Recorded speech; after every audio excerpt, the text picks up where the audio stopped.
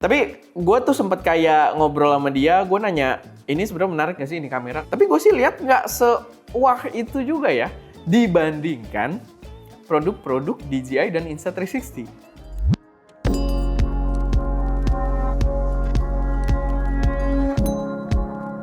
Halo semuanya, selamat datang di channel SM Media dengan gue Erwin, dan pada video kali ini kita bakal bahas sedikit aja seputar kamera terbarunya Sony yang baru aja beberapa hari lalu diluncurkan gitu ya.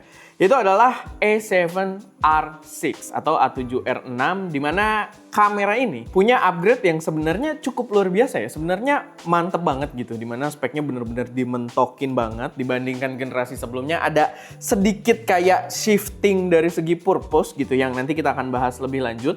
Yang jelas speknya gokil banget, cuman sayangnya memang kamera ini tuh sebenarnya tidak ditargetkan untuk orang-orang seperti kita atau seperti gue lah gitu ya. Mungkin yang nonton video ini ada yang kaya banget juga gitu, tapi ya kamera ini bukan buat gue sih, karena harganya juga nggak main-main. Tapi memang kameranya sendiri bukan kamera yang ditujukan untuk para user-user yang sensitif terhadap harga gitu ya, kayak gue. Lebih ke orang-orang yang pengen pakai kamera yang serba top of the line lah gitu. Walaupun dia bukan top of the line-nya, tapi nanti gue akan jelasin lagi karena speknya balik lagi top banget. Tapi sebelum kita masuk ke dalam pembahasannya lebih dalam, gue pengen ngingetin dulu kalau kalian pengen belajar fotografi atau videografi, kalian bisa cek kelas-kelas yang ada di bosandikelas.id. Terutama kalau kalian males dengan kebanyakan teori, kalian pengen yang langsung ada prakteknya dan kalian bisa ikutin, kalian langsung aja cek kelas-kelas yang ada di bosandikelas.id.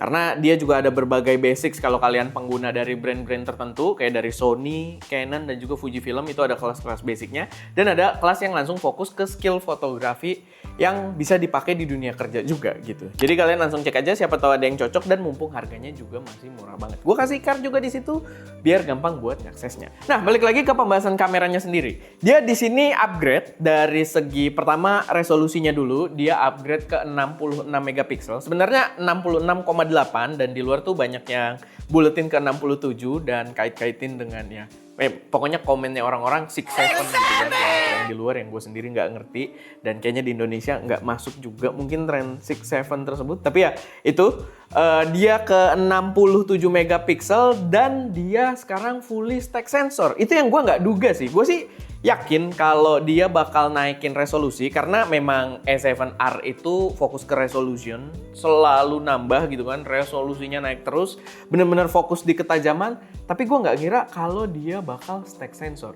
Karena gini, sebelumnya kita juga di A7R5 itu kita bahasnya kamera ini memang salah satu kamera yang paling perfect gitu ya. Kalau misalkan kalian pengen landscape fotografi, buat dapat ya kalian dapat gambar yang luas tuh mau zoom kemanapun tajam gitu kan dengan resolusinya yang tinggi. Kalau yang sebelumnya itu dia di 61 megapiksel, tapi dia pakai sensor biasa, backside illuminated gitu. Sedangkan sekarang naik ke 67 megapiksel dan somehow Sony memberikan teknologi stack sensor, which is itu membuat sensor readout-nya itu jadi cepet banget. Dan kemarin tuh gue sebenarnya ngobrol sama Om Fajar, jadi gue sempet pedal juga sama orang-orang Viltros, lalu gue ngobrol sama Om Fajar. Di posisi gue tuh nggak terlalu excited dengan kamera tersebut. Om Fajar Cristiano ya, kalau yang nggak tahu, dan kalian bisa main juga karena dia mulai aktif juga buat di channel YouTube-nya, review-review gitu kan, jadi boleh main ke sana. Tapi gue tuh sempet kayak ngobrol sama dia, gue nanya, ini sebenarnya menarik gak sih ini kamera? Karena buat gue tuh udah agak sumpek gitu ya, kayak dari brand-brand Jepang nih, upgrade-nya tuh nggak gimana-gimana. Bener-bener mentokin spek. Kalau yang lain apalagi gitu ya, mentokin speknya juga agak loyo gitu, nggak kayak Sony. Sony tuh memang mentokin speknya mantep banget, cuman ya udah kerjanya mentokin spek. Nah, di situ Om Fajar sempat ngasih satu informasi yang buat gue tuh agak mengagetkan, cuman ya udahlah gitu. Jadi kata dia, sebenarnya upgrade di A7R Mark VI ini memang paling kepake itu untuk para wildlife photographer. Lah, gue bingung kan? Karena gue sih tidak menduga kalau seri R itu untuk wildlife photographer gitu. Karena gue taunya ya dari dulu si R ini kan lebih ke resolution dan penekanan paling besarnya adalah untuk landscape gitu, buat dapet semuanya tajam.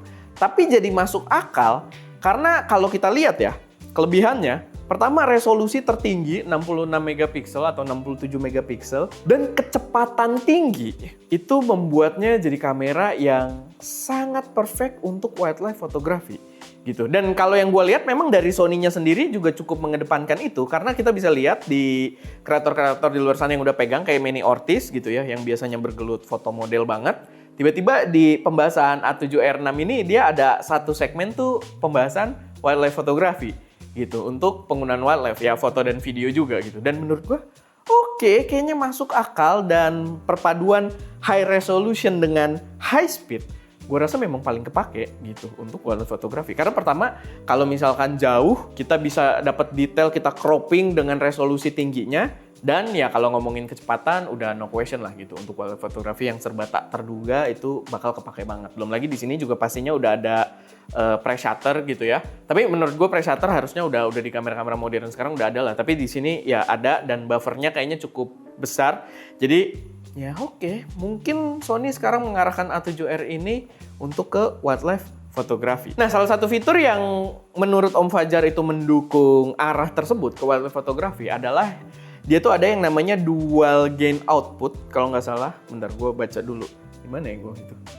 Dual gain output. Iya bener, dual gain output. Dimana katanya dengan fitur tersebut, kita menggunakan ISO yang tinggi sekalipun, itu bukannya nggak noise ya, dia tetap noise, tapi karakter noise-nya itu jauh lebih baik dibandingkan non-dual gain output. Jadi katanya noise-nya tuh ya bener-bener kayak grain aja, kayak noise gitu kan, titik-titik. Sedangkan kalau kayak sekarang kita pakai kamera-kamera biasa gitu ya, kalau kita pakai ISO tinggi, itu biasanya noise-nya, makin tinggi ISO-nya, itu nggak grain, lama-lama tuh smudgy gitu, kayak blenyak gitu. Nah, di sini tuh dia menahan biar gambarnya tuh detailnya tetap keangkat, tetap cuma noise-nya tuh grain doang, karena di post processing kalau kalian pengen ngilangin si noise tersebut, itu lebih possible juga ketika si noise-nya ini konsisten dengan detailnya gitu, bukan yang blenyak-blenyak gitu. Jadi ya itu sedikit gambaran aja. Gue sih belum coba, belum tahu sejauh itu juga efeknya, tapi ya kata Om Fajar itu cukup oke.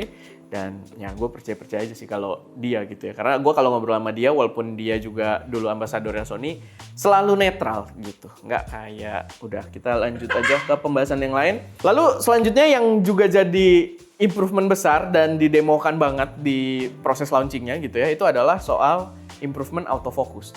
Ini tuh gue sebel banget sebenarnya. Karena gue tuh merasa, anjir, apa yang kurang dari autofocusnya Sony gitu. Dari kamera-kamera yang sebelumnya udah kita cobain.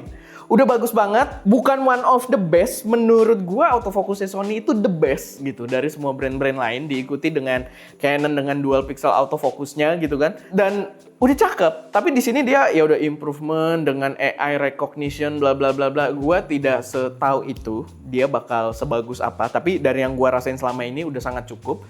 Cuman sedikit gambaran, kalau di videonya Manny Ortiz dia bilang sebelumnya kalau untuk wildlife, si Sony itu kalau misalkan binatangnya dalam frame yang kecil di dalam gambar kita, itu agak susah buat di-track gitu, agak susah buat kedetek. Kata dia jauh lebih gampang kalau pakai sistem autofocusnya Canon. Gue sih tidak tahu, memang enak banget. Gue pakai Canon juga nggak pernah ada masalah, enak. Tapi gue pakai Sony pun tidak pernah ada masalah seperti itu sih.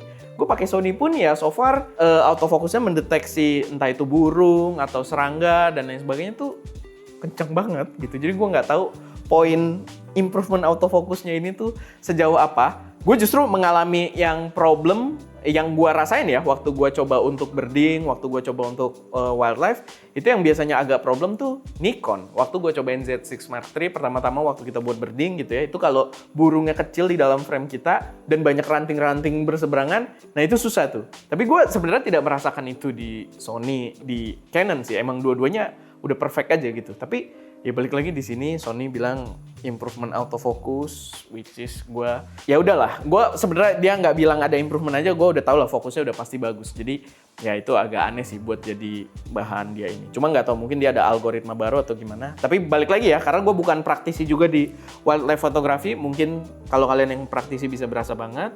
Tapi ya itu ada poin itulah dari launchingnya ini. Nah yang agak disayangkan, ini plus minus, buat beberapa orang minus. Sebenarnya banyak yang merasa ini minus juga sih. Buat gue juga, dia pakai baterai baru. Baterainya itu sekarang namanya NP-SA100.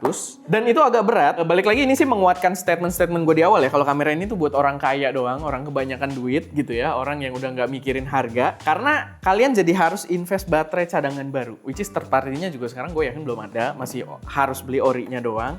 Dan ya kalian harus beli 2 atau 3 gitu ya buat baterai cadangan, apalagi kalau kalian di wildlife gitu kan. Dan ya itu gua rasa akan jadi beban yang lumayan berat, apalagi kalau kalian sebelumnya punya FZ100 banyak, ya di kamera ini nggak kepake gitu. Jadi itu jadi pertimbangan banget. Cuma menurut gue sebenarnya langkah yang bijak sih buat upgrade baterai, karena teknologi baterai di kamera-kamera Jepang sekarang udah terlalu tua ya, ngecasnya lama gitu kan.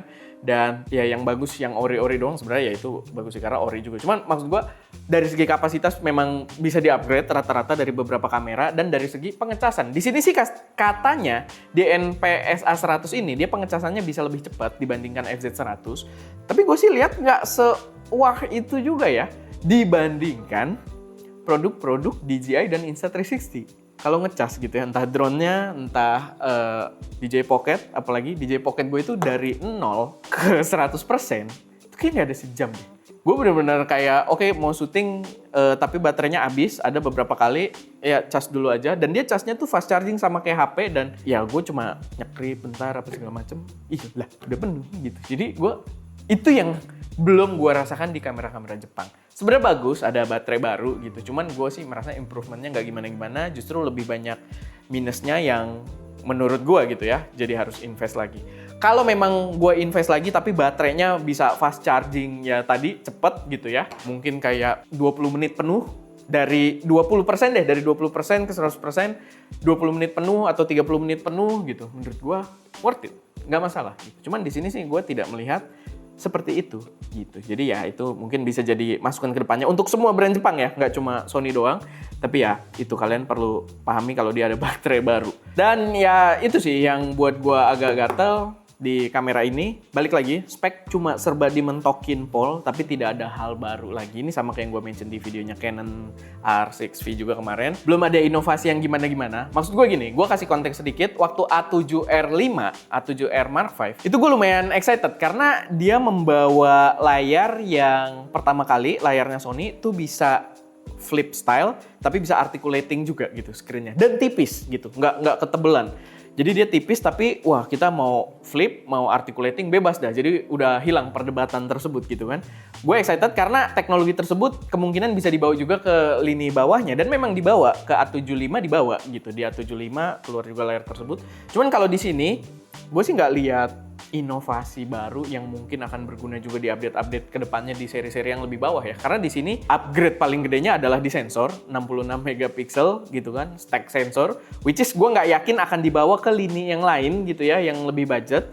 Jadi ya gue nggak gimana-gimana juga sih. Dan gue merasa spek tersebut mayoritas orang nggak sebutuh itu juga sih. Ini memang buat orang-orang tertentu aja. Tetap kamera yang bagus, kamera yang gokil, cuma memang ya segmentasinya benar-benar buat orang yang udah financial freedom aja sih. Oh, gue jadi kepikiran. Kalau misalkan nanti A7CR Mark II, gue rasa lebih menarik sih. Kalau misalkan dibawa sensor itu ke A7CR Mark II. Walaupun A7CR juga bukan kamera murah sih ya, walaupun dia compact di serinya A7C, tapi yang CR itu lumayan juga gitu, tinggi banget harganya. Dan ya kalau nanti yang Mark II-nya bawa 66 megapiksel ini sih ya lumayan seru sih buat kita bahas lagi. Tapi balik lagi, gue justru butuh beberapa inovasi yang jadi pembeda sih. Soalnya ya belakangan kamera udah gitu-gitu aja dengan speknya, megapiksel naik, kecepatan readout naik, ini naik gitu. Maksud gue ya nothing new lah gitu. Tapi bukan kamera jelek, balik lagi kameranya bagus, cuman dari gue butuh beberapa hal untuk apa ya, memantik semangat lagi sih buat bahas-bahas kamera terbaru gitu. Kayak contohnya mungkin kalau Sony nanti ada FX3 Mark II mungkin, atau A7S Mark IV, udah Mark III kan kemarin ya. Tapi ya kalau ada kamera-kamera video misalkan, terus mereka keluarin 4K 240, nah gue excited. Itu seru sih pasti.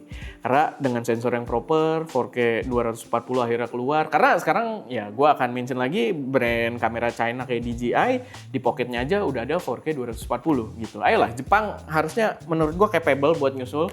Entah kenapa geraknya lelet banget gitu ya. Tapi ya itu sedikit ini dari gue, kalau bisa ada fitur-fitur yang bisa memantik semangat gue lagi kayak gitu. Atau ya untuk Sony ya, kalau ini untuk spesifik untuk Sony, berlaku juga kayaknya buat Nikon. Atau gue sih agak lebih kepengen ngelihat update-update besar di lini APS-C-nya gitu. Ini A6700 udah mulai boring juga kita pakai. Ya Sony itu APS-C-nya dulu banyak maksudnya mereka spek-spek tinggi ada gitu. Sekarang ya udah berhenti di FX 30, berhenti di 6700 ini sama ZV-E 10 kemarin. Maksud gua cobalah keluarin lini-lini yang lebih tinggi lagi gitu ya, yang bisa menyaingi Fujifilm di jajaran XH. Fujifilm XH-nya juga nggak keluar-keluar lagi ya, kayak XH2 juga udah lama banget gitu ya. Jadi agak lelah gitu. Cuma maksud gua ya balik lagi teknologi-teknologi kayak tadi stack sensor yang resolusi gede gitu. Bawa aja coba ke APS-C, APS-C-nya lebih banyakin lagi. Sekarang banyak lensa-lensa seru juga kayak dari Viltrox. Gue yakin bisa memaksimalkan yang kayak gitu. Nah, ini salah satu masukan yang bisa berlaku juga di Nikon. Karena Nikon juga APS-C-nya menyebalkan sekali gitu ya. Sebagai pengguna APS-C, gue sangat berharap brand-brand ini bisa ya seriusin APS-C-nya dan ya buat kita yang lumayan price sensitif ada opsi-opsi yang lebih seru lagi gitu. Jangan targetin para elit terus. Kita juga butuh gitu pilihan untuk belanja kamera baru. Oke, paling itu aja sih sedikit pembahasan dari gue seputar A7R Mark VI ini. Silahkan kalian taruh juga pendapat kalian di kolom komentar. Gimana menurut kalian? Apakah ini kamera yang worth it buat dibeli atau ya sekedar pamer teknologi aja? Dan coba di sini ada yang punya nggak 7R5 gitu ya? Boleh komentar di bawah. Gue nggak tahu sih ini endingnya apalagi. Tapi itu aja ya guys. Semoga bisa mengisi waktu kalian. Semoga bisa memberi gambaran. Gue Erwin, di belakang kamera Daska. Dan jangan lupa untuk berkarya.